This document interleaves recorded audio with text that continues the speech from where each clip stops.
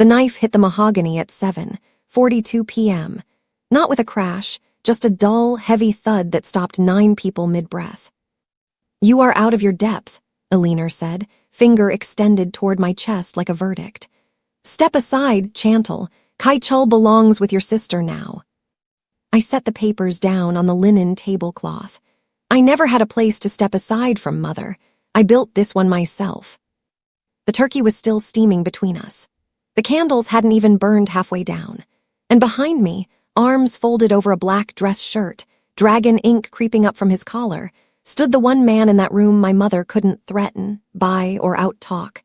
Han Kai-chul, the most feared syndicate boss in the city, and the fiancé she just tried to hand off to my sister like a hand-me-down coat.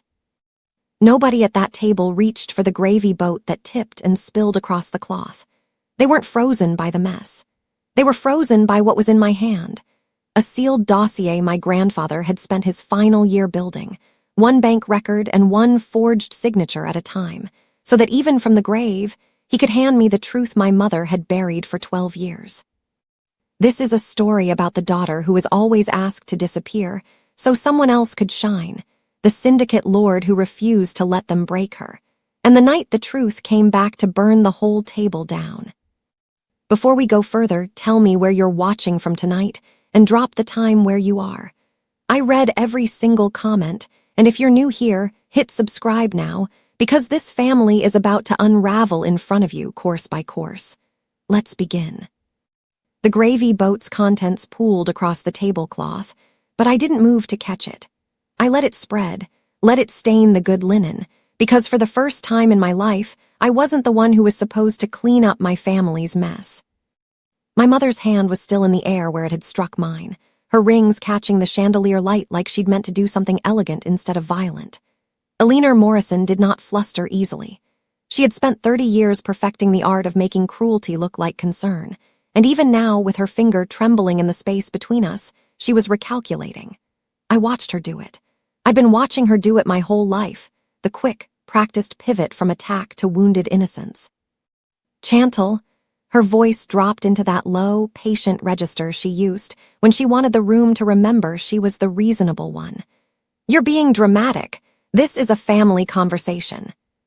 "You asked me to hand over my fiancé at a dinner table," I said. "In front of 11 people. That's not a family conversation, Mother. That's an auction." Somewhere to my left, my Aunt Patris made a small, strangled sound, the kind you make when you're watching something you know you'll be gossiping about for the next decade, but can't yet believe is happening in real time.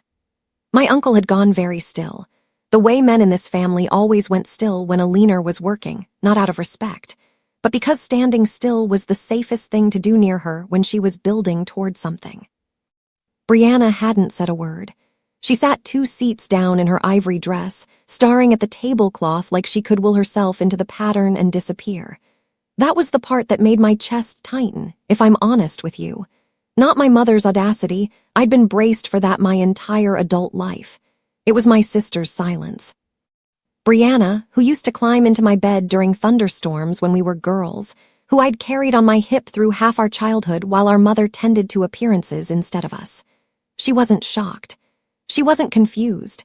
She was waiting to see if the plan would work. That's when I understood the true shape of what was happening at that table. This wasn't Alina acting alone in a moment of desperation. My sister had known. Maybe not every detail, but enough. Enough to sit there in silence while our mother tried to hand her my life like an inheritance she was owed. Behind me, I felt Kai-chul shift his weight, barely, the way you'd notice a change in air pressure before a storm rather than any sound. I didn't turn around. I didn't need to. In 3 years, I had learned the specific quality of his stillness, the difference between Kai-chul at rest and Kai-chul deciding whether a threat required his attention. Right now, every muscle in that room that mattered was coiled behind me, and my mother, for all her scheming, had made the catastrophic mistake of thinking his loyalty could be reassigned to whichever daughter he found in the room. "You don't understand what your sister is facing," Alina said, and here it came, the performance, the widening of her eyes, the hand pressed lightly to her collarbone like she was the one under attack. "Brianna is drowning, Chantal. She needs protection I can't give her. Kai-chul can give her that. You've always been the strong one. You'll land on your feet. You always do. I want you to sit with that sentence for a second, because I certainly have. You've always been the strong one. In my mother's mouth, it was never a compliment. It was a life sentence. It meant, your pain is not urgent. It meant, whatever you need, someone else needs it more, and you are expected to hand it over with a smile, because that is the price you pay for being capable. I had been paying that price since I was 9 years old, and I was done being told that my strength was a debt owed to everyone but myself. I've been strong since I was a child, Mother, I said, because you made it very clear there was no alternative, but strength was never a reason to give up what's mine. It was just the reason you thought you could take it. Her jaw tightened. I watched something flicker behind her eyes, not guilt, never guilt, but calculation, the sense that the room was not going the way she'd scripted it. She glanced, just for a half second, toward the hallway, toward the front door, and I filed that away. Why was my mother checking the exit at her own dinner table? What, or who, was she expecting to walk through that door? You have no idea what I've sacrificed to protect this family, she said, louder now, performing for the table instead of speaking to me. Everything I've done to keep us together, to keep us respected. Then why, I said, setting the dossier down flat on the linen, right beside the spreading stain of gravy. Does the truth scare you so much? The room went quiet in a different way then. Not the frozen silence of shock, but the coiled silence of people realizing a confrontation had just tipped into something they couldn't take back. My mother's eyes dropped to the papers under my hand, and for the first time all evening, I saw real fear cross her face, not embarrassment, not social panic, but fear, the kind that lives in your body before your mind catches up to why. Whatever you think you're holding, she said, and her voice had lost its silk, you don't understand what you're playing with. I understand exactly what I'm holding, I said. The question is whether you understand what happens when I open it. Kai-chul's hand came to rest, light as a decision, on the back of my chair. He still hadn't said a word. He didn't need to. Every person at that table understood in that moment that the man standing behind me hadn't come to Thanksgiving dinner to be handed off like a party favor. He'd come to watch me finally stop asking permission to matter. My mother's hand shot forward, not toward the papers this time, but toward my wrist, fast, desperate, the way you grab for something you're about to lose forever. And in that half second, before her fingers closed around my skin, I understood something with total clarity. Whatever was in that dossier hadn't just cost her money. It was about to cost her everything she'd built her entire identity on protecting. I pulled my hand back, just out of her reach. Don't, I said quietly. You don't get to grab from me anymore. If you have ever sat across from a parent who taught you that your worth was measured by what you were willing to give up, if you have ever been told you were the strong one, as a way of excusing someone else's cruelty, I want you to do something for me right now. Don't scroll past this feeling. Comment, yes, below, right now, if a family member has ever asked you to sacrifice your own happiness to rescue a sibling who never once did the same for you. Let my mother's face in this dining room be the mirror you needed tonight. You are allowed to say no. You are allowed to keep what's yours. And if this kind of story reaches something in you, the ache of being underestimated, the fire of finally being believed, I want you to know there's more waiting for you. We've got a full novel collection, and it's sitting right on your screen. If you're watching on your TV tonight, grab your phone. Open the camera app and hold it up to the gold-framed code in the corner of that cover image. You'll feel your phone recognize it, and a link will pop right up.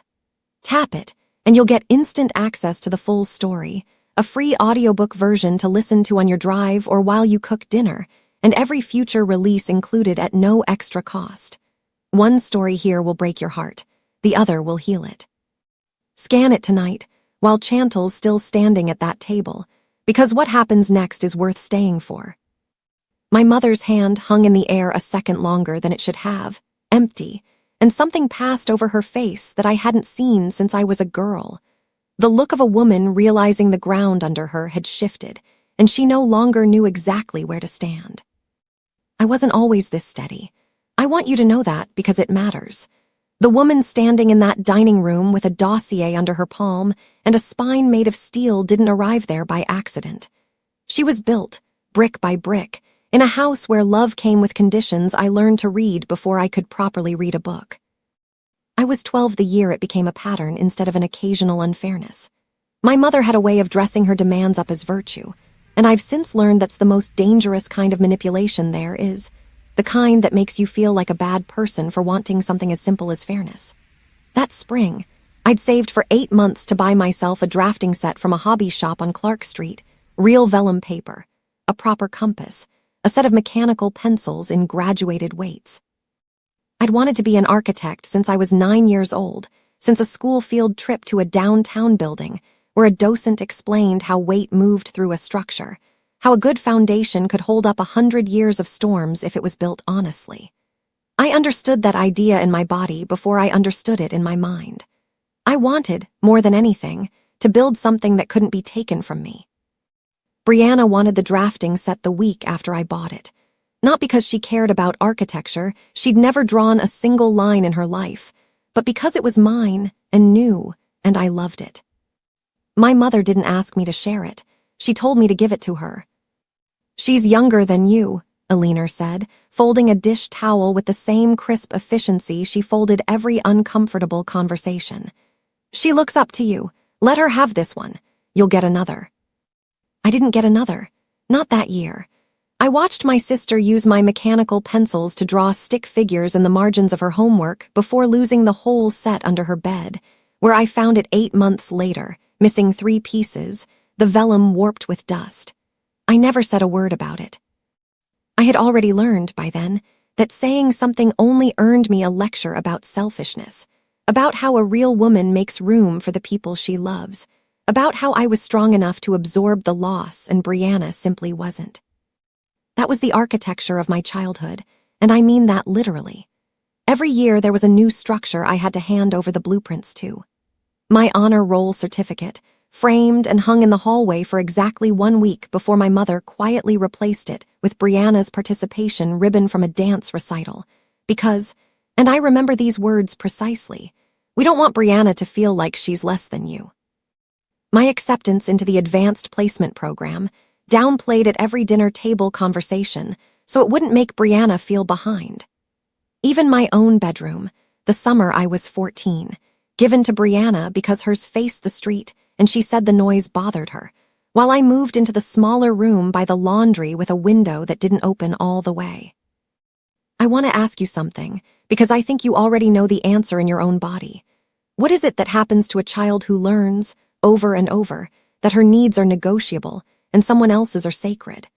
I'll tell you what happened to me. I stopped asking. Not because I stopped wanting things, I wanted plenty. I wanted so much it used to keep me up at night, but because I learned that wanting out loud only cost me more than staying quiet ever did. So I built walls instead. Actual ones on paper, where I had complete control. I found an old drafting table at a garage sale the summer I turned 15, dragged it into my narrow bedroom myself, and started teaching myself the language of load-bearing walls and structural integrity from library books I renewed until the spines cracked. There was a piece in it that I couldn't find anywhere else in that house. A floor plan doesn't play favorites. A support beam holds the same weight whether you love it or not. Physics doesn't care whose feelings you're managing. I fell in love with architecture because it was the one language in my life that was honest. By the time I left for college, I had a full academic scholarship I'd fought for entirely on my own, working 2 part-time jobs to cover what it didn't, while my mother spent what savings the family had preparing Brianna for a debutante season neither of us could really afford. I didn't resent Brianna for that, not back then. She hadn't asked to be the favored one any more than I'd asked to be the reliable one. We were just 2 girls, sorted early into roles neither of us chose, and only one of us was ever allowed to complain about hers. I built my first real firm before I turned 30. I built it the same way I built everything, quietly, without asking anyone's permission, brick by brick, blueprint by blueprint, until it was too solid to be taken from me the way everything else had been. I met Han Kai-chul 3 years ago, in a conference room on the 40th floor of a building I had no idea. At the time, he had a controlling stake in. I was representing a coalition of small developers fighting a zoning variance that would have flattened an entire block of family-owned businesses to make way for luxury condos. He was in the room as a silent partner in the opposing development group, and by every account I'd heard beforehand, he was not a man used to hearing the word no. He said very little that day. He watched. I remember presenting my case, every citation, every structural analysis, every argument airtight because I had learned young that airtight was the only way to be taken seriously. And when the room finally quieted, waiting to see if I'd fold under the weight of everyone's expectation that I would, I didn't. I looked directly at him and told him his group's proposal would collapse under its own numbers within 5 years, and I had the modeling to prove it. He didn't argue. He asked instead one quiet question, and if we fix the numbers? Then we don't have a problem, I said, but you'll be doing it because it's sound, not because I backed down. He didn't fall for me because I was soft, and he certainly didn't fall for me because I made myself smaller in that room the way I'd been trained to do my whole life. He told me once, much later, lying beside me at 2 a.m, that in a city full of people who either feared him or performed fearlessness, they didn't actually feel. I was the first person who simply told him the truth and let him decide what to do with it. I never once had to shrink for that man. Not once, in 3 years, did he ask me to hand over anything that was mine. Which is exactly why, standing in that dining room with my mother's hand, still hovering in the space where my wrist had been, I understood something with total, bone-deep clarity. The woman who raised me to give everything away had just tried, one final time, to take the one thing in my life I had never once been asked to share. That certainty had a beginning, and it started 3 weeks before that Thanksgiving table went silent, on an ordinary Tuesday afternoon when I had no idea my whole understanding of my family was about to be rewritten by a dead man. I was in my office on the 22nd floor, reviewing site plans for a mixed-use development I'd been fighting to get approved for 8 months, when my assistant told me a Derek Sterling was downstairs asking for me by name, no appointment, saying only that it concerned my grandfather's estate. I didn't recognize the name. My grandfather Arthur had been gone 8 months by then, and I'd assumed everything related to his passing had long since been settled. A modest inheritance, a few pieces of furniture, a set of tools he'd used in his workshop that I'd asked for specifically because they still smelled like cedar and machine oil, like Saturday afternoons when I was small enough to sit on his workbench and hand him whatever tool he called for. Derek Sterling turned out to be a quiet man in his 60s with careful eyes and an even more careful way of speaking. The kind of lawyer who chooses each word like he's laying brick. He sat across from me in my own office and set a small, unremarkable metal lockbox on my desk, the kind you'd buy at any hardware store, dented slightly at one corner like it had traveled. Your grandfather retained me privately 18 months before he passed, he said. Not through the family estate attorney, me specifically and only me. He was very clear that this box was not to be opened until after his passing and only by your hand. Not your mother's, not your sister's, yours. I remember my own hands were steady opening it, because I still believed, at that point, that whatever was inside was sentimental. Old letters, maybe, or photographs, the kind of thing a grandfather leaves behind for a granddaughter he was closer to than anyone else in the family ever seemed to notice or mind. What I found instead was a folder, thick and carefully organized, filled with bank statements going back 12 years, photocopied trust documents, and a forensic handwriting analysis from a certified examiner, dated barely 6 months before my grandfather died. I sat there for a long moment not understanding what I was looking at. And then, slowly, horribly, I did. My grandfather had left me a trust when I turned 18, $250,000, money from the sale of a small commercial property he'd owned outright, meant to fund my education and give me a foundation no one could take from me. I'd been told, at 19, that the trust had been dissolved early to cover a medical emergency in the family, and that I'd understand one day why some sacrifices had to be made quietly. I hadn't questioned it. Why would I? I trusted my mother. I had spent my entire life being taught that questioning her generosity, toward the family was a character flaw. The documents in that lockbox told a different story. My grandfather had discovered, in the last 2 years of his life, that the trust hadn't been dissolved for any medical emergency at all. It had been liquidated, my signature forged on the authorization papers with a precision that would have fooled anyone who wasn't specifically looking for the forgery. Anyone except a man who had watched his granddaughter's real signature grow from a child's careful print into an adult's confident hand, and who noticed, one quiet afternoon while going through old paperwork, that something about the loops in the letters didn't sit right. He didn't confront my mother. That wasn't his way. My grandfather had grown up believing that a raised voice loses more arguments than it wins, and that patience, applied correctly, is the sharpest tool a person can own. Instead, he spent the final 2 years of his life quietly building a case. He hired the handwriting examiner under a false pretense so no one in the family would suspect. He requested certified copies of the original trust paperwork and the forged authorization, side by side, the forgery so close to my real signature that it must have taken hours of careful practice to get right, which meant it hadn't been a moment of panic. It had been planned. And there, tucked into the very back of the folder, was a single handwritten page in my grandfather's unmistakable slanted script, addressed to me. Chantal, if you're reading this, then I'm gone, and I never got the chance to tell you what I found, or to watch you do something about it. I want you to know I looked. I want you to know somebody in this family was always looking out for you, even when it didn't feel that way. Your mother believes strength means you don't need protecting. She's wrong. Everyone needs protecting, especially the ones who never ask for it. Never raise your voice to family when a paper trail can do the screaming for you. I love you more than you ever let yourself believe. Grandpa Arthur. I sat in that office and cried in a way I hadn't allowed myself to cry since I was a girl. The kind of crying that comes from a place so deep you didn't even know it was still tender.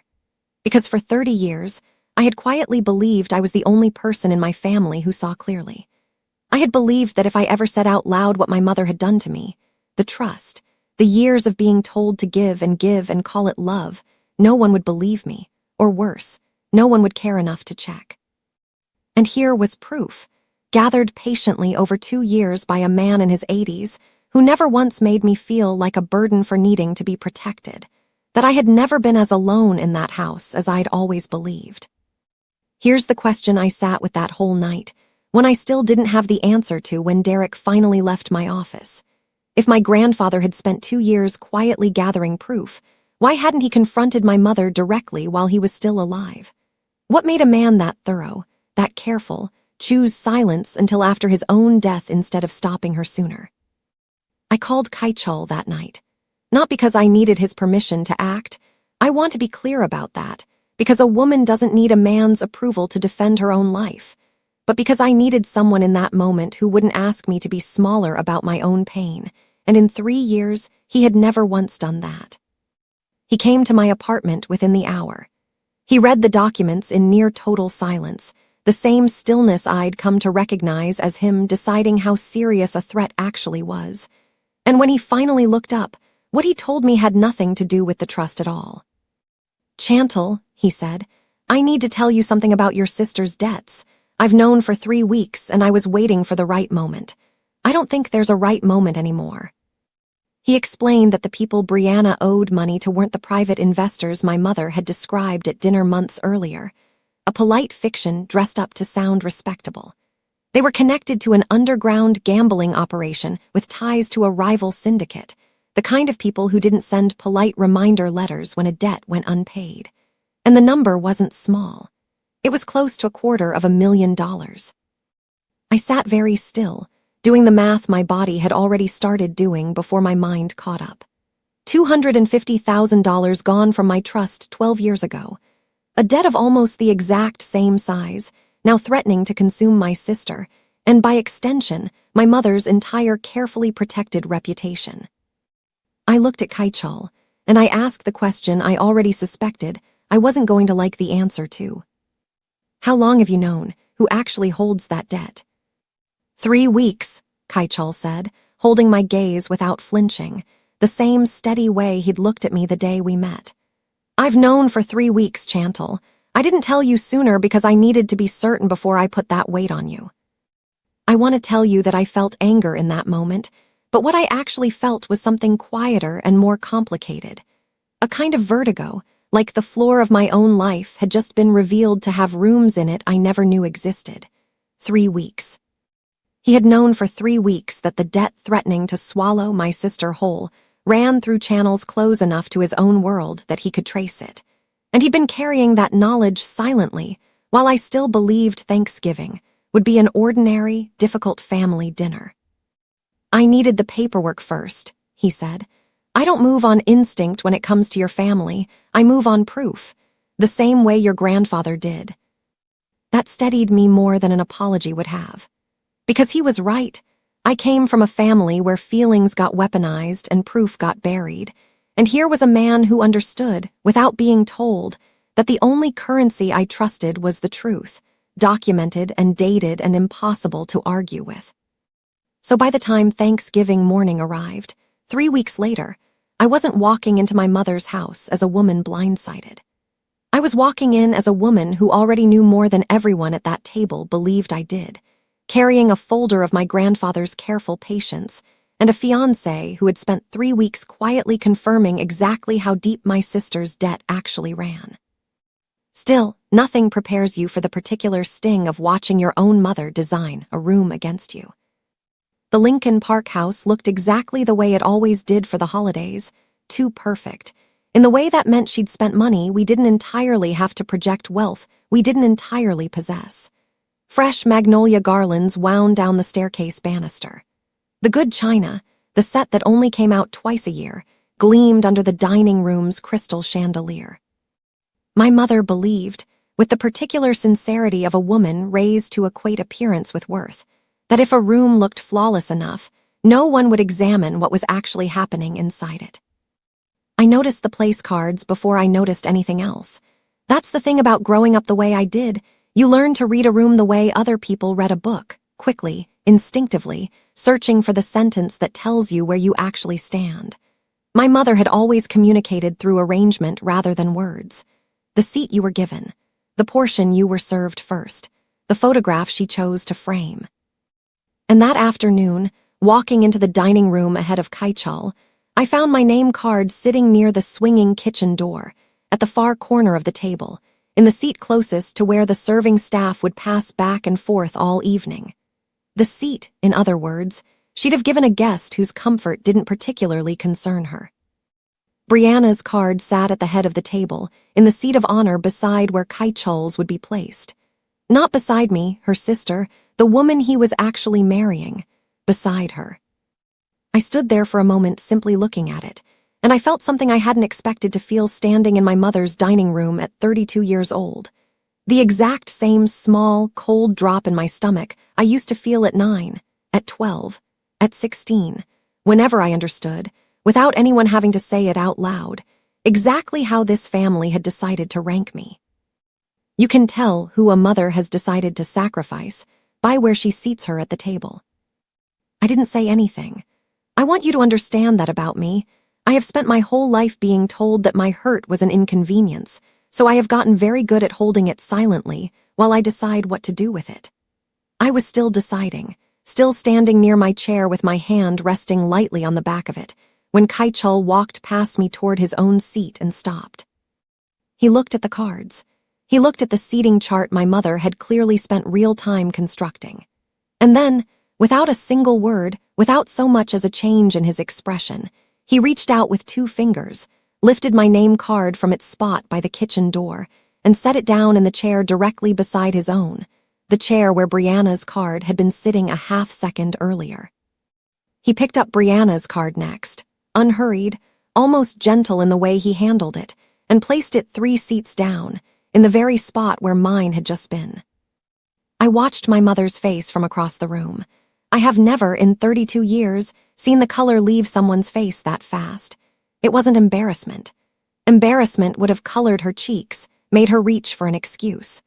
This was something closer to fear, the particular fear of a woman watching someone quietly, deliberately dismantle a plan she'd believed was invisible. "Kaichal," she said, and her voice came out lighter than she meant it to, stretched thin over the panic underneath. "I think there's been a mix-up with the cards. Brianna requested to sit near you. She wanted to hear about your work. She's always been so curious about." "I'm sitting beside my fiancé," Kaichul said. 5 words. He didn't raise his voice. He didn't look at her the way you'd look at someone you were angry with. He looked at her the way you look at someone you've already finished evaluating, someone whose next move you're simply waiting to watch unfold so you can respond to it correctly. My mother laughed, a small, brittle sound meant to smooth the moment over for the rest of the table, the same laugh she'd used my entire childhood to paper over things she didn't want examined too closely. Of course, I just thought—" She didn't finish the sentence. She never told us what she thought. She simply sat down, a fraction too quickly, at the head of the table, and reached for her water glass with a hand that wasn't quite steady. I sat down beside Kaichul in the seat he'd claimed for me, and here's what I want you to understand about that small, silent moment, because I've turned it over in my mind many times since. It wasn't really about a place card. It was never about where anyone sat. It was about the fact that for the first time in my entire life, someone at that table had looked at the arrangement my mother designed and simply refused to let it stand, without asking my permission, without making me argue for my own worth, without requiring me to prove I deserved the seat beside the man I loved. I'd spent 30 years being told, in ways large and small, that I was the daughter who didn't need protecting. And here was a man who had decided, without a single word of instruction from me, that I would never again sit at the edges of my own family's table while someone else was served the seat that belonged to me.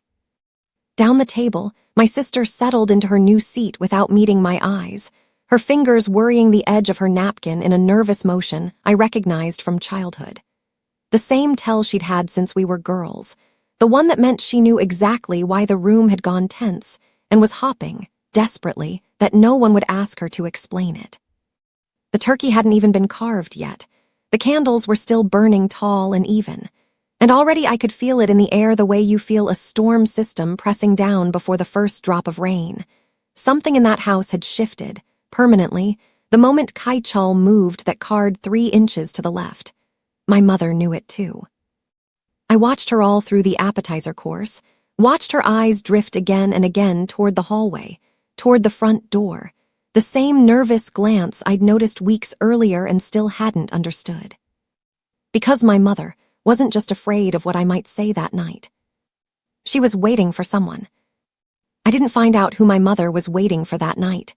Not yet, because just as the appetizer plates were cleared and the turkey was carried in on my Aunt Patris's good silver platter, Alina rose from her chair at the head of the table, smoothed the front of her royal blue blazer with both hands, and I understood, watching that small, deliberate gesture, that everything before this moment had only been the overture. "Before we eat," she said, and her voice took on the particular warmth she used when she wanted a room to believe she was about to say something loving, "I want to talk to my daughters about something. As a family." I felt Kaichul go still beside me, that same coiled quiet I'd learned to recognize over 3 years, and I set my fork down without being fully aware I'd done it. "Chantal," my mother said, turning to face me directly, her hands folded in front of her like she was about to deliver a eulogy. "I've been praying about this for weeks. I want you to know that everything I'm about to say comes from a place of love, from wanting what's best for this family. I already knew, in the way you know a storm has arrived before the first drop lands on your skin, exactly where this was going. I'd known since the place cards. I'd known, if I was honest with myself, since the moment 3 weeks earlier when Kaichul told me what Brianna owed and to whom. Kaichul's world is dangerous," Alina continued, and she said it with such practiced sorrow that for a moment I almost believed she'd convinced herself it was true. "You know that better than anyone, and I've watched you, Chantal. For years now, you're strong, you're capable, you don't need anyone to take care of you. That's always been your gift." She paused, and here it came, the turn I'd been bracing for since I walked through that door. "But your sister isn't built like you. Brianna needs protection. Real protection. The kind a man like Kaichul can provide. And I think, in your heart, you know that giving her that chance would be the most generous thing you could ever do for this family." There it was. laid out on the good china, dressed up in the language of sacrifice and spiritual duty. My mother had just asked me, in front of 11 people and a carved turkey, to hand my fiancé to my sister like an inheritance she'd decided I didn't deserve to keep. I laughed. I want to tell you I meant to stay composed, that I'd planned some dignified response, but what came out of me first was a short, disbelieving laugh, the kind that escapes you when something is so absurd your body responds before your mind can catch up. "You want me," I said slowly, "to give you my fiancé at Thanksgiving dinner." "I want you to think about your sister," Eleanor snapped, the warmth gone from her voice as fast as it had arrived, replaced by something sharper. "For once in your life, Chantal, think about someone besides yourself." Think about someone besides myself. I had spent 30 years thinking about everyone besides myself in that house. I had given up drafting sets and bedrooms and academic recognition, and an entire trust fund I hadn't even known was gone until 3 weeks ago, and my mother sat there in her commanding blue suit and told me I was the selfish one for declining to also give up the man I loved. "You call me hard," I said, and my voice came out steadier than I expected, steady in a way that seemed to unsettle her more than shouting would have. "You call me cold, unloving, too strong to need protecting. But you're not describing my character, Mother. You're describing what it cost me to survive being your daughter." "That is not fair," Eleanor said, her voice rising now, the performance cracking at the edges. "Everything I have done for this family. Do you understand what Brianna is facing? Do you have any idea what will happen to her if—" She stopped herself. Just barely, but she stopped, and I filed that away too, another thread in a night that was quickly unraveling into something far larger than an argument about a fiancé. "If what?" I asked quietly. "Finish the sentence, Mother. What happens to Brianna if I don't hand over my fiancé?" She didn't answer. Instead, she did something I hadn't expected, something that would have seemed impossible to me even an hour earlier. She lunged. Not verbally. Physically. Her hand shot across the table, fast and desperate, reaching not for me this time, but for the folder of documents I'd set beside my plate, the one I hadn't even opened yet, the one that held 12 years of my grandfather's patient, careful proof. I pulled it back instinctively, and her fingers caught my wrist instead, hard, her rings digging into my skin, and in the same motion her forearm caught the edge of the table and sent a full crystal glass of water toppling sideways into the gravy boat, which tipped, which spilled, the sound of shattering adjacent chaos suddenly filling a room that had been so carefully, deliberately silent all evening. "Give me that," she said, and her voice had lost every trace of the warm, sorrowful mother from moments earlier. This was something rower, something closer to panic. "Chantal, give me the folder." I didn't move. I felt Kai-chul shift beside me, the air around him changing in a way I'd only felt once or twice before, and I knew, without turning to look at him, that my mother had just made a mistake far larger than she understood. She had spent the whole evening negotiating with me like I was still the 12-year-old girl who handed over her drafting set without complaint. She had forgotten, or never fully believed, that the man standing behind my chair did not operate by the same rules of polite, high society restraint that had governed every dinner table in this house for 30 years. "Eleanor," his voice was quiet, but it cut through the clatter of spilled glassware like something physical. "Take your hand off her." My mother froze. I watched her register in real time exactly what she had just done, grabbed her own daughter hard enough to leave marks, in front of her entire family, in front of a man whose reputation in this city she had spent the whole evening trying to bend to her own purposes. She let go of my wrist like it had burned her, sitting back down hard in her chair, her chest rising and falling too fast, her eyes darting around the table at the relatives who were now staring at her with an expression she had clearly never expected to see directed at herself. Not admiration, not deference, but something closer to alarm. I set the folder down carefully, deliberately, on the dry side of the tablecloth, away from the spreading stain of gravy and water. My wrist throbbed where her rings had caught the skin, and I could already feel the faint pressure of a mark that would likely bruise by morning. But I didn't reach for it. I didn't rub it. I sat perfectly still, and I let every person at that table see exactly what my mother had just done, without a single word of explanation needed. "You called me cold," I said, my voice quiet now, quiet in the way that makes a room lean in instead of away. "But you're the one who just put your hands on your own daughter to protect a secret. So tell me, Mother, which one of us is actually incapable of love?" If you have ever had a parent who played favorites so openly it left a scar you're still carrying, who made you feel like affection was something you had to earn through sacrifice while someone else received it freely, I want you to do something for me right now before this story goes any further. Hit that like button. Not for me. For the girl you used to be, the one who deserved better than being told her strength meant her pain didn't count. Let this moment be for her. And if watching Chantal refuse to shrink is stirring something in you tonight, that old, familiar ache of being the one who was always expected to give more than she received, I want you to carry that feeling somewhere it can be honored. I've got a full collection waiting for you, 2 unforgettable novels bound together, one that will break your heart and one that will heal it right back. If you're on your TV right now, take out your phone, open your camera, and hold it steady over the gold-edged code on that cover. Your phone will find it in seconds, and it'll carry you straight to instant access, a free audiobook, and every future release included. Scan it tonight. Let Chantal's fire keep you company on the way there. My mother didn't answer the question. She didn't have to. Her silence was answer enough for every person sitting at that table, and I watched it land on each of their faces in turn. My aunt's hand pressed to her mouth, my uncle's jaw tightening, Brianna staring at her lap like she could will herself invisible if she just stayed still enough. I picked up the folder. I had rehearsed this moment in my head 100 times over the 3 weeks, since Derek Sterling set that lockbox on my desk, and every version I'd imagined involved me shouting, finally, after 30 years of swallowing things whole. But sitting there with the gravy stain spreading slowly across the tablecloth, and my wrist still throbbing where my mother's rings had caught the skin, I found I didn't want to shout at all. Shouting was what she did. Shouting was the currency of people who needed noise to cover for the absence of truth. I had truth. I didn't need to raise my voice. I opened the folder and laid the first document flat on the table, smoothing it with my palm the way you'd smooth a blueprint before presenting it to a client, because that's exactly what this was to me in that moment.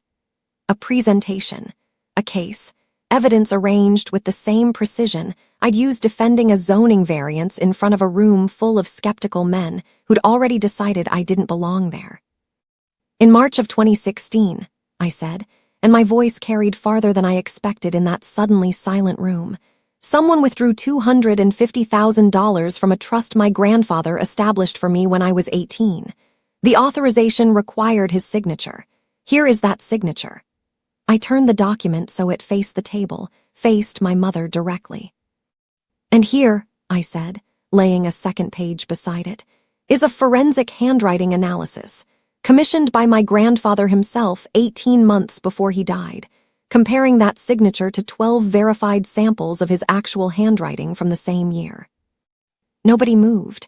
I heard, very clearly, the small hiss of a candle wick somewhere down the table, the kind of sound you only notice when a room has gone that still. The analysis concluded, with 98% certainty, that the signature authorizing the withdrawal of my trust was not written by Arthur Morrison. I let that sentence sit in the air for a moment before I continued. It was forged. My mother's face had gone the color of the tablecloth. "Chantal, this is not the time." "You're right," I said, cutting her off with a calm that surprised even me. "It's not the time. It was the time 12 years ago when someone decided my future was worth less than covering up a problem they didn't want the family to know about. But since nobody found the time then, we're finding it now." I pulled a third document from the folder, bank records, dates highlighted in careful yellow marker, the kind of tedious cross-referencing that had taken my grandfather months to compile. The trust was liquidated on March 14th, 2016. 3 days later, on March 17th, a payment of $248,000 was made to clear an outstanding debt at a private club on the North Side, a club that, according to public record, was later shut down for operating an illegal high-stakes gambling ring.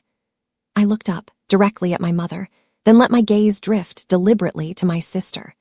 Brianna, you would have been 19 that year, old enough to owe someone that kind of money. Young enough that mother decided the easiest solution wasn't to get you help. It was to steal from your sister. Brianna's head came up for the first time all evening.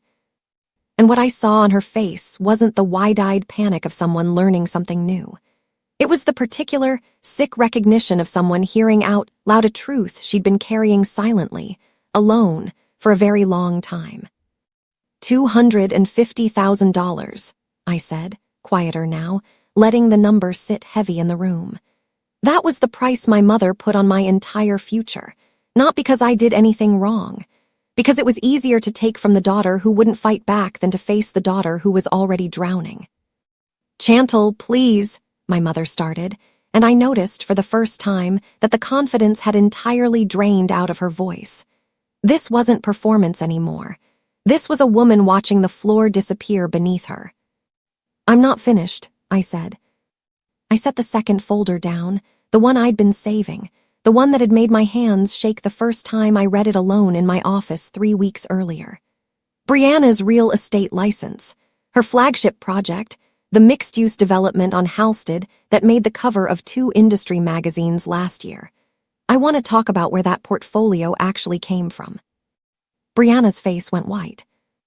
In 2014, I submitted a senior thesis portfolio to my university's architectural archive, 23 original site designs, structural plans, and urban development proposals. That archive requires a login to access. Only currently enrolled students and faculty have credentials. I pulled a printed access log from the folder, dates, and login timestamps highlighted in the same careful yellow. In the fall of 2017, a year after I'd graduated and no longer had active credentials, someone logged into that archive using a faculty override, a favor, I'd guess, though I haven't confirmed with whom yet, and downloaded every file in my portfolio. 6 months later, an almost identical set of designs appeared in a young developer's licensing application. The developer was my sister. "That's not," Brianna's voice cracked, high and thin. "Chantal, I didn't." "You didn't design the Halsted project," I said, and for the first time all night, I let something sharper into my voice, not anger exactly, but the particular clarity of a woman finally saying a true thing she'd swallowed for years. "I did, in 2014. As a 22-year-old student working 2 jobs to pay for the same education you were handed without ever having to ask for it twice. You didn't build a career, Brianna. You lived in my shadow and called it your sunlight." The room had gone so still I could genuinely hear the candles burning down in their silver holders, that faint, papery hiss of wax collapsing on itself. My aunt had stopped even pretending to eat. My uncle's hand had frozen halfway to his water glass. "I want to ask you something, watching this unfold the way I did that night.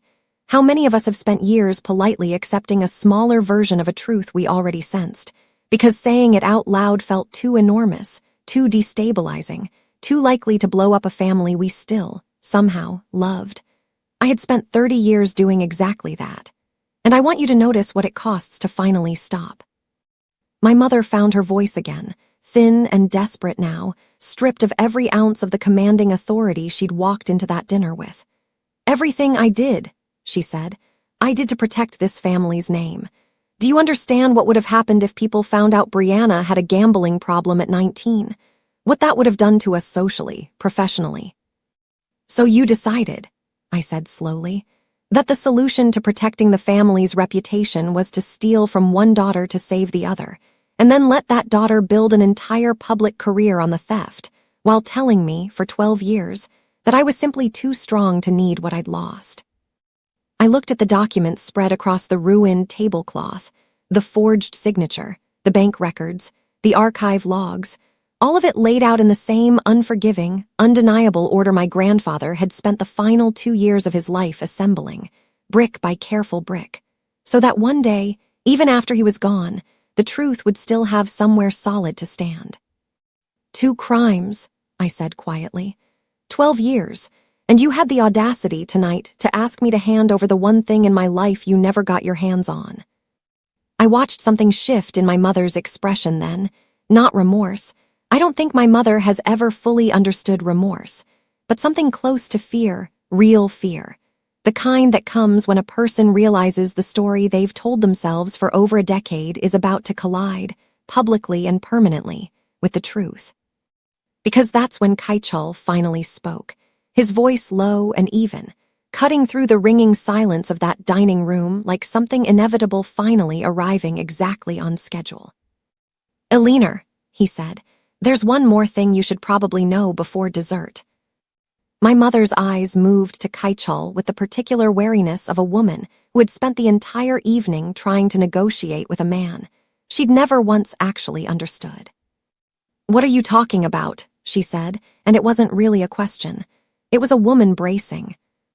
Kaichul rose from his chair unhurried, the same way he did everything, with the calm of a man who had never once in his life needed to raise his voice to be obeyed. He didn't look at me as he stood. He didn't need to. His hand came to rest, warm and steady, on my shoulder, and in that small gesture I felt something I hadn't let myself feel all evening. Not relief exactly, but the particular safety of finally not standing alone in a room that had spent 30 years teaching me I always would.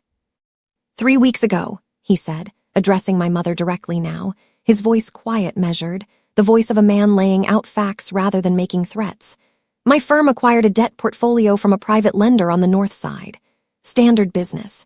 We do it regularly, distressed debt, high interest, the kind of paper most legitimate institutions won't touch." He paused. "One of the notes in that portfolio belonged to your daughter Brianna. $248,000, outstanding since last spring, accruing interest at a rate that would have made it impossible for her to ever pay off on her own." The color that had drained from my mother's face during the reading of the ledger had left her with nowhere further to go, and yet somehow, watching this land, she went paler still. "You bought her debt," she said slowly, like she was testing whether saying it out loud would make it less true. "I own her debt," Kaichul corrected, gently, the way you'd correct someone who'd gotten a critical detail wrong in a story that mattered. "Have owned it for 3 weeks, which means, Eliner, that when you stood up tonight and told my fiancé she should hand me over to Brianna because your daughter needed my protection, you were asking me to rescue a debt I already hold. You were negotiating with a man who was never on the outside of this problem. I was already inside it." I heard my aunt make a small sound across the table, something between a gasp and a laugh she immediately swallowed.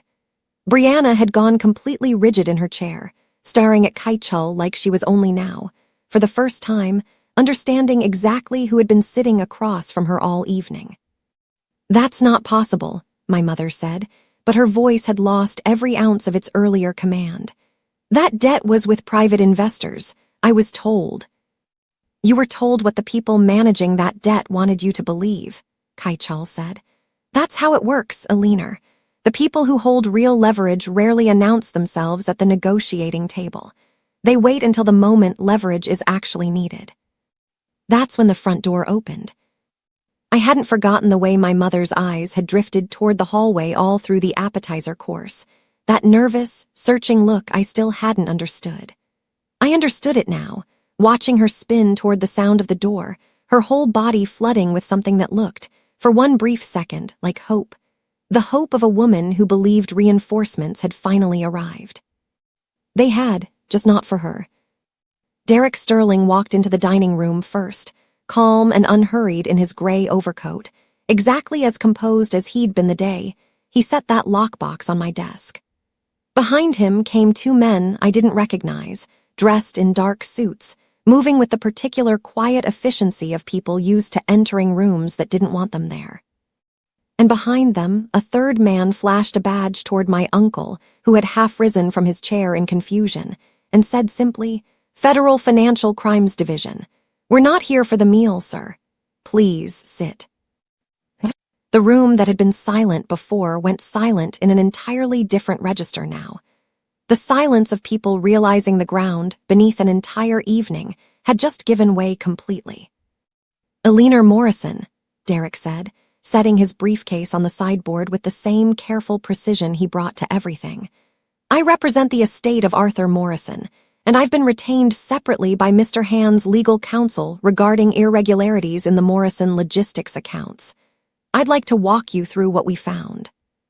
My mother's mouth opened, then closed. I watched her look desperately from Derek to the federal officer to Kaichal, searching for the one person in that room who might still be negotiable, and finding, for the first time in her life, that there wasn't one. "Morrison Logistics has carried significant debt for the past 6 years," Derek continued, pulling a folder from his briefcase with the same unhurried calm. "Debt that's changed hands more than once. As of 3 weeks ago, that debt, all of it, the full outstanding balance on your company's primary line of credit, was purchased and consolidated by Hang Kang Holdings." He looked at Kaichal, a small professional nod passing between them, before turning back to my mother. "Which means, as of tonight, your family's logistics business is no longer answerable to whatever discrete arrangement you believed protected it. It's answerable to Mr. Hand's firm. Entirely." I watched my mother's understanding arrive in stages, the way a building collapses, not all at once, but floor by floor, each realization giving way beneath the weight of the one above it. The debt she'd hidden, the daughter she'd sacrificed a fortune to protect, the business that had quietly funded her entire social standing for 2 decades, all of it in the space of one evening had turned out to already belong, in every way that mattered, to the very man she'd tried to strip from her eldest daughter's hand. "You," she said, her voice barely a whisper now, staring at Kaichal like she was seeing him clearly for the first time. "You've known, this whole time. You sat at my table and you already knew you owned us." "I sat at your table," Kaichal said, "because Chantal is my family and I don't abandon my family at a holiday dinner, regardless of what her mother has planned. I've known about the debt for 3 weeks. I've known about the forgery for exactly as long as Chantal has. I didn't come here tonight to rescue anyone, Alina. I came here to watch you finally run out of places to hide. Here's the question I want you to sit with, because I certainly have, many times since.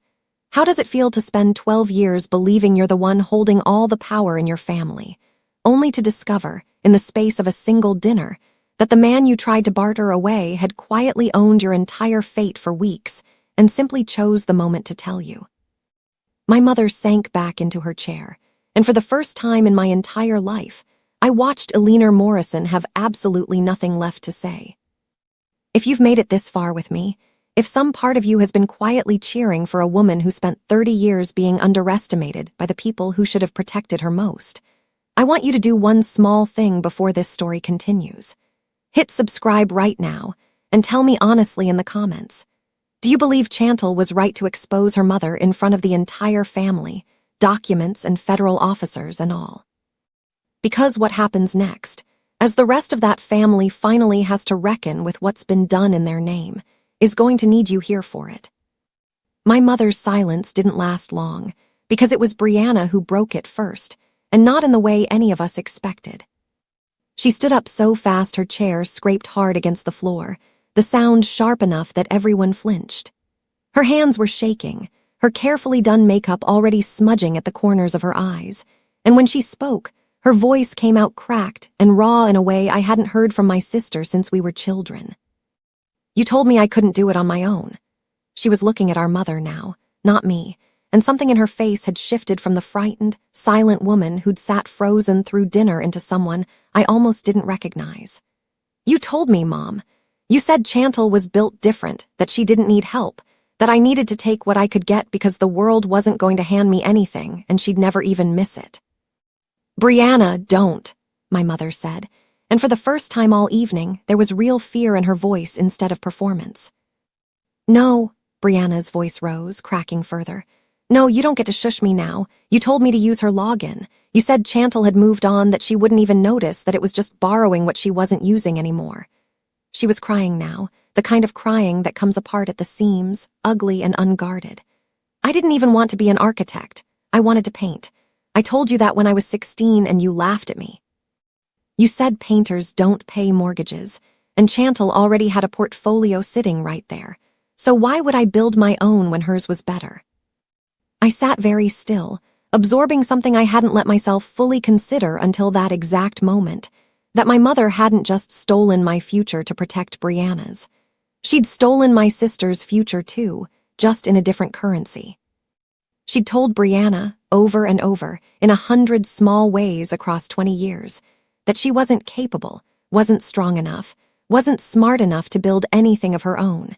And then she'd handed her my work as proof of a lie she needed my sister to believe about herself. "You made me small," Brianna said, and she was looking directly at our mother now, mascara running freely down her face, "so that I'd need you. And then you made her carry everything so she wouldn't." The problem with raising a golden child, I thought, sitting there watching my sister come completely apart at a dinner table neither of us would ever look at the same way again, is that gold only shines under careful, constant polishing. The moment the room gets too hot, it melts, and what's left underneath was never as solid as anyone was told. I want to be honest with you about something. I didn't feel triumphant watching my sister fall apart. I'd spent 3 weeks imagining this confrontation, and in every version I'd built in my head, there was a satisfaction waiting for me on the other side of finally being believed. But sitting there, watching Brianna sob into her own hands, while our mother stared at the wreckage of an evening she'd spent months orchestrating, all I felt was grief. The specific, bottomless grief of understanding that my mother hadn't just failed me. She'd failed both of us, in mirror image ways, and neither of us had ever been given the chance to simply be two sisters who loved each other without a woman between us assigning our worth. Here's the question I still don't have a clean answer to, even now.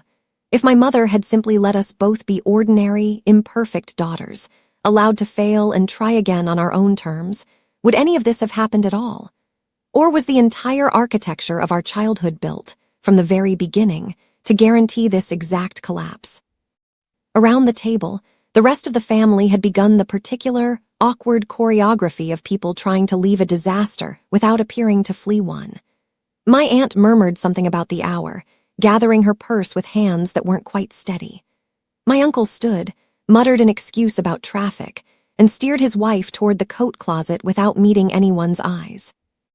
Within minutes, chairs were emptying all around that ruined table, the sound of coats being pulled from hangers and quiet, mortified goodbyes replacing what had, an hour earlier, been the warm noise of a family holiday. Nobody hugged my mother on the way out. Nobody offered comfort. They simply left, the way people leave a house that's caught fire, moving quickly and not looking back. By the time the front door closed for the last time, it was just the 4 of us left in that dining room, my mother, my sister, Kaichal, and me, surrounded by cold turkey, spilled wine, and the wreckage of every lie that had held our family together for over a decade. My mother sat at the head of the table exactly where she'd stood an hour earlier to deliver her demand, but there was nothing commanding about her now. Her royal blue blazer looked too big for her suddenly, her shoulders curved inward, her eyes fixed on some point in the middle distance that wasn't any of us. I watched her, and for one unexpected moment, I didn't see the woman who'd forged a signature or grabbed my wrist or spent 12 years teaching 2 daughters to distrust each other. I saw an old woman sitting alone at a table she'd spent her entire life building, watching it empty out around her in a single night. Brianna's sobbing had quieted to a raw, hiccuping silence. She stood by the window now, arms wrapped around herself, staring out at the driveway where the last of the family's cars pulled away one by one. And my mother, finally, after everything, after the forged trust, the stolen portfolio, the federal officers, the debt she never knew Kaichal already held, looked up at me across that wrecked table and said the one thing I never once, in 32 years, expected to hear from her. I don't know how to fix this. I didn't have an answer for her that night, and it took me 4 months to realize I didn't owe her one. What I owed her instead was follow-through. My grandfather had spent the last years of his life building a case, not a confrontation, and I understood, watching the wreckage of that Thanksgiving settle into the quiet, procedural weeks that followed, that the difference mattered. Anger burns hot and fades fast. Documentation, filed correctly and pursued patiently, doesn't fade at all. Derek Sterling walked me through the process with the same unhurried precision he'd brought to that first meeting in my office. The forensic handwriting analysis went to the state's attorney within a week of Thanksgiving. The archive access logs went to my university's Academic Integrity Board, alongside a formal complaint to the State Architectural Licensing Commission. Kai-chul's legal team, working a separate but related track, moved to formalize the debt restructuring on Morrison Logistics, converting what had been a quiet, distressed acquisition into full legal control of the company's outstanding obligations. None of it happened with the drama of that dinner table. That was the part that surprised me most, honestly, how quiet real consequences actually are. No shouting, no dramatic confrontations, just certified letters, scheduled hearings, and the slow, grinding machinery of institutions doing exactly what they were built to do once someone finally handed them the paperwork. Brianna's case moved fastest because the evidence against her was cleanest. Faced with a forensic trail connecting her directly to both the forged trust withdrawal and the stolen archive files, her attorney negotiated what the state's attorney's office called a favorable resolution, a 48-month civil repayment contract, full restitution of the $250,000 plus accrued interest, and immediate, permanent surrender of her real estate license. No prison time.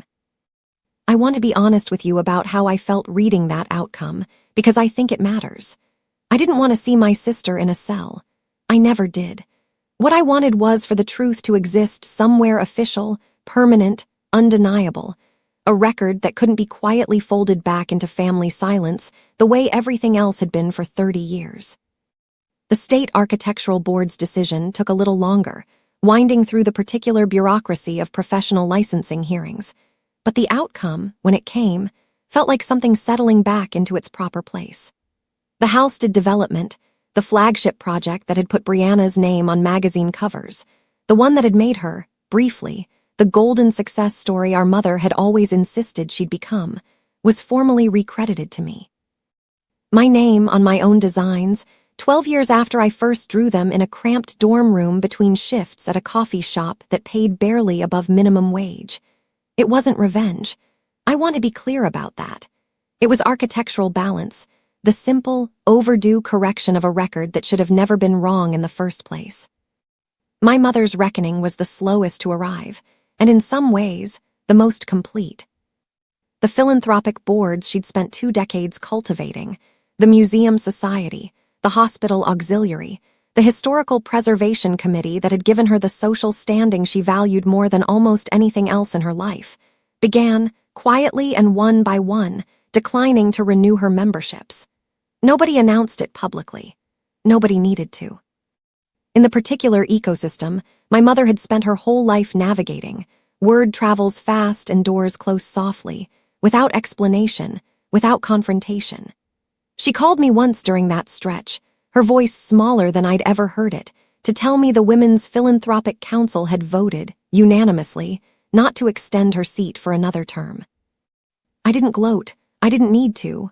I simply said, "I understand," and let the silence on the other end of the line say the rest. The Lincoln Park mansion took longest of all to resolve, tangled up as it was in the restructured debt against Morrison Logistics. With the company's obligations now fully consolidated under Kai-chul's firm, and with my mother having no meaningful income source left to service the remaining liens against the property, the sale became less a choice than an inevitability. I remember the exact moment Derek told me the closing date had been set, not triumph, not quite, but something closer to a long exhale, the particular relief of watching a structure you know is unsound finally come down on its own weight instead of collapsing on someone underneath it. Here's a question I still turn over some nights, one I don't think I'll ever have a fully settled answer to. When does accountability stop being justice and start becoming cruelty? I asked myself that more than once during those 4 months, watching my mother's world dismantle itself piece by piece through channels I had, admittedly, set in motion. I never landed on a clean answer. What I landed on instead was this. I hadn't taken anything from my mother that wasn't already built on something she'd taken from me first.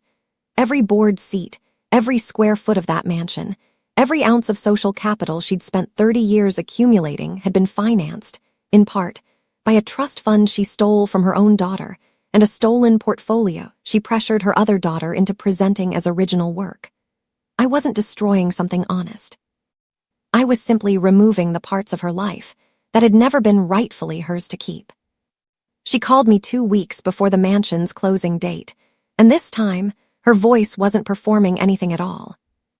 "I know you have every right to hate me," she said, quietly, none of the commanding blue suit certainty left in it. "I'm not calling to ask you to forgive me.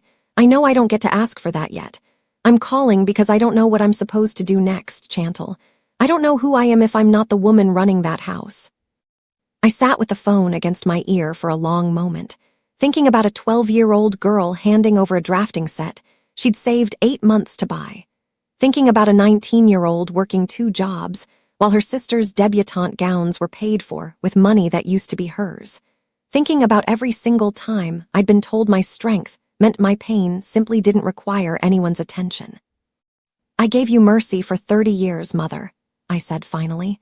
"The exact same mercy you showed me when I was 22 years old and needed someone to notice I was struggling. I think it's time you learned what that actually feels like." That was the last time my mother tried to explain herself to me over the phone. 9 months later, she tried one final time in person, and by then, everything about the ground I stood on had changed. Headquarters of Morrison Hand Development occupies the top 3 floors of a glass tower I designed myself, downtown, with floor-to-ceiling windows that let the morning light pour across every drafting table on the executive floor. I named the firm carefully, deliberately, not Morrison alone, and not Han alone, but both, side by side, the way Kai-Chul and I had built everything in our life together from the very beginning. Equal names, equal weight, no one shrinking so the other could stand taller. The opening reception was small, exactly the way I wanted it. No performance for a room full of people I didn't fully trust, the way my mother had always insisted on. Just the people who'd actually earned a place in that room, colleagues who'd believed in me before I had proof to offer them, a handful of former professors. Derek Sterling standing quietly near the windows with a glass of champagne he barely touched, and Kai-Chul beside me the entire evening, his hand finding the small of my back in that easy, unhurried way that had become so familiar I sometimes forgot to notice it anymore. The way you stop noticing a foundation once you trust its holding. I was mid-conversation with an architecture reporter, explaining the building's sustainable design elements, when I saw her through the glass doors of the lobby. My mother stood outside the entrance in a coat I didn't recognize, older looking than I remembered, though it had only been 9 months. She wasn't dressed for a reception. She was dressed the way you dress when you've rehearsed a conversation in your car for 20 minutes before you find the courage to walk inside. I excused myself and walked to the doors alone. "I saw the announcement," she said before I'd even fully stepped outside. "The opening, I wasn't invited, but I thought—" She stopped, started again. "I thought maybe I could still come just for a few minutes. I wanted to see it, what you built." I stood there in the doorway, the sound of the reception warm and distant behind me, the cold evening air settling between us, and I felt something I hadn't expected to feel, not anger, not the old reflexive need to manage her feelings before my own, but a strange, quiet calm, the kind you feel standing in a building you know was engineered correctly, load distributed exactly where it needs to be. "You can't come in," I said. Her face crumpled just slightly. "Chantal, please, I've changed. I've had 9 months to think about everything, about what I did to you, to Brianna." "I believe you've thought about it," I said. "I don't doubt that, but thinking about it isn't the same as being someone I can trust with what I've built. I'm your mother." "You are," I said, "and I spent 30 years believing that meant I owed you unlimited access to my life, no matter what you did with it. I don't believe that anymore. Here's something I want you to sit with, because it took me most of those 9 months to arrive at it myself. Forgiveness and access are not the same thing. I have, in the quiet, private corners of my own heart, made a kind of peace with my mother, not because she's earned it in any measurable way, but because carrying that particular weight of resentment for the rest of my life felt like agreeing to keep paying a debt that was never mine to owe. But peace inside my own chest doesn't obligate me to hand her a key to anything I've built since. Forgiveness, I've learned, doesn't come with unlimited entry. It's not a passcode to my office, my home, my wedding, or the life I built specifically so people like her could no longer decide what I deserved. "I don't know how to do this," she said, and there were tears now, real ones, the kind she'd never once let herself show me as a child. "I don't know how to be your mother if you won't let me back in." "Maybe that's the work you need to do," I said, gently, because gentleness costs me nothing now that it isn't required of me anymore. Not showing up at my office 9 months later hopping the doors still open. Actually becoming someone I'd want to let in whenever that day comes, if it comes. I didn't slam the door. I want you to know that because I think it matters. This wasn't cruelty, and it wasn't triumph either. I simply held it open long enough to say what needed saying, and then I closed it, softly, the way you close a door on a room you've finally finished renovating, and I walked back inside to the life I'd built without her permission. Kai-chul found me a few minutes later, standing near the windows on the top floor, looking out over a skyline I'd spent my entire career learning to read like a language. He didn't ask what my mother had said. He didn't need to. He simply stood beside me, close enough that our shoulders touched, and looked out at the same view. "I spent 30 years shrinking," I said quietly, so the people around me could feel tall. "And now?" he asked. I looked out at the city, at the lit windows stacked 40 stories into the dark, at the building beneath our feet that carried both our names in equal-sized letters on the lobby wall. "Now I build skyscrapers." He didn't save me from the storm that Thanksgiving night, and I've come to understand in the months since that I never actually needed him to. What he did instead was something rarer, something I'm not sure I'd ever experienced before him. He stood beside me while I became the storm myself, without once asking me to be smaller, softer, easier to manage. That's the whole difference, I think, between the family I was born into and the one I chose. One taught me that love was conditional on how much space I was willing to give up. The other taught me that real love simply makes more room. If you've been with me through this whole story, through that dinner table, through the ledger, through everything my mother tried to take and everything I finally refused to give, I want to hear from you honestly. Tell me in the comments, do you think Brianna's punishment was enough, or should she have faced harsher consequences for what she took? I read every single one of your answers, and I promise you, this conversation isn't over just because the story is. And if Chantal's journey stayed with you tonight, if some part of you recognized her, or recognized the mother you wished you'd had instead, I want to invite you somewhere deeper. This story lives inside a full collection of 2 unforgettable novels, the kind that sit with you long after the last page. One will break your heart, the other will heal it right back. If you're watching from your TV, this is your moment. Pick up your phone, open the camera, and hold it steady over the gold-framed code on that cover. Your phone will recognize it instantly and take you straight to instant access, a free audiobook to keep you company on your next long drive, and every future release included at no extra charge. Scan it tonight, while Chantal's still standing in that tower, unshaken, unbothered, and finally fully free.